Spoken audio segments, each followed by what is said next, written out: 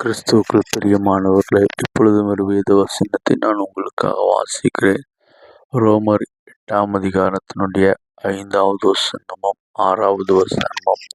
அன்றியும் மாம்சத்தின்படி நடக்கிறவர்கள் மாம்சத்துக்குரியவர்களை சிந்திக்கிறார்கள், ஆவியின்படி நடக்கிறவர்கள் ஆவிக்குரியவர்களை சிந்திக்கிறார்கள்.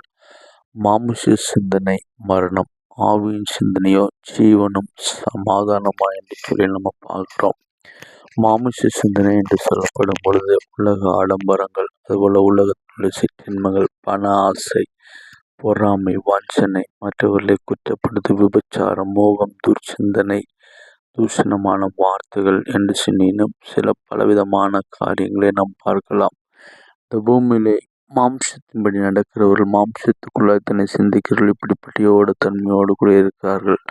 ஆனால் ஆவிக்குரிய சிந்தனை உள்ளவர்களோ அவருடைய வாழ்க்கையில் எப்பவுமே அன்பு இருக்கும். மற்றவர்களை நேசிக்கிற ஒரு அனுபவத்துடைய அன்பை நாம் பார்க்கிறோம். சமாதானம் இருக்கும், பொறுமை அவர்களோடு கூட இருக்கும், அவளை இரக்கம், தயவு, தாழ்மை, மற்றவர்களை குற்றப்படுத்தவோ மற்றவர்களை சபிக்கிற வார்த்தைகளோ அவர்கள் வாயிலிருந்து ஒரு நாளும் புறப்படாது. கிறிஸ்துவின் பாடுகளை அவர்கள் எப்பொழுதும் சிந்திப்பவர்களாயிருப்பார்கள்.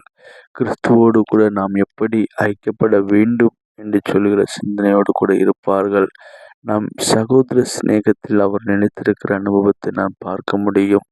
பூமிக்குரியவைகள் அல்ல, பரலோகத்துக்குரியலை சிந்தித்து தன் வாழ்க்கையை பரலோகத்துக்கு அடுத்த காரியங்களை சிந்தித்து அந்த பரலோகத்துக்குள் எப்படி நான் பிரவேசிக்க முடியும், எப்படி மற்றவர்களை அதற்குள்ளே கூட்டி சேர்க்க முடியும் என்று சொல்லிதான் சிந்திப்பார்களே தவிர இந்த உலகத்துக்குரியவர்களை சிந்திக்க போறது கிடையாது.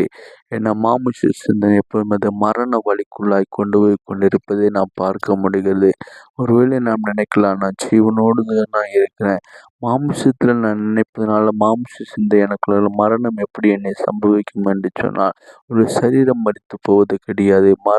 அதாவது ஆவிக்குரிய சிந்தனை வரும்போதும் அது சமாதானம் என்று சொல்லி நாம் பார்க்கலாம். ஆனால் உலக சிந்தனை வரும்போது நம்முடைய ஆத்மா மரித்து போகிறதான ஒரு சூழ்நிலையை நாம் பார்க்க முடிகிறது. ஆனால் ஆவிக்குரிய சிந்தனை வரும்போது நம்முடைய வாழ்க்கையில் எப்பவுமே அது ஜீவனும் சமாதானம் உருவாகும் என்று சொல்லி வேதம் நமக்கு திட்டப்படுவதை பார்க்கிறோம். இந்த நாளில் நம்முடைய சிந்தனை மாம்சத்துக்குரியவைகளாக இருக்கிறதா இல்லை ஆவிக்குரியவைகளாக இருக்கிறதா என்று சொல்லி தானே நிதானித்து ஆராய்ந்து தேவனுடைய கரங்களை நம்ம ஒப்பு கொடுப்போம். கர்த்தர் நிச்சயமாக நம்மளை ஆசீர்வதிப்பாராக. அன்பும் நீதியும் நிறைந்ததான எங்கள் அன்பின் பரலோக பிதாவே, மை துதிக்கிறோம், மை சோத்தரிக்கிறோம் ஆண்டவரே.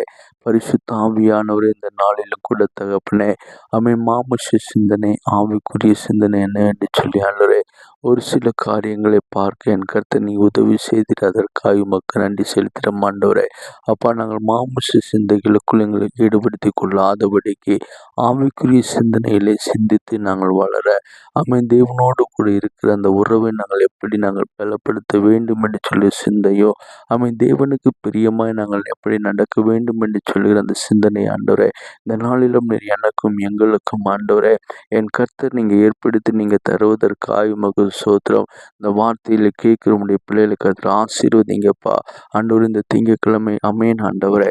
அவர் வேலைக்கு போகிற பிள்ளைகள் உண்டு ஆண்டவரே, படிக்க போகிற பிள்ளைகள் உண்டு ஆண்டவரே, எல்லாருடைய அமேன் ஆண்டு அவங்களை நீங்கள் பாதுகாத்து நடத்துங்கப்பா. உன் பாதம் கல்லிடாதபடிக்கு நான் உன்னை பாதுகாப்பேன் என்று சொன்ன தேவன் அன்றே ஒவ்வொரு பிள்ளைகளையும் தேவன் நீங்கள் பாதுகாத்து இந்த நாளுக்குண்டான நன்மைகளை என் ஆண்டவர் அவங்களுக்கு தரும்படியாக ஜெபிக்கிறேன் ஆண்டவரே. விசேஷமாக பலவீனத்தோடு இருக்கிற பிள்ளைகளுக்காக சோதரம் எசப்பா அவங்களை பலப்படுத்துங்க ஆண்டவரே.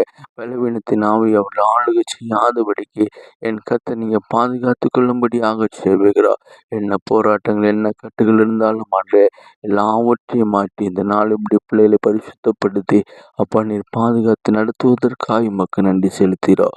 ஆவி ஆத்மா சரீரத்தை ஒப்பு கொடுத்து ஜெபிக்கிறோம். இயேசுவின் மூலம் ஜெபங்கள் நல்ல பிதாவே, ஆமென், ஆமென்.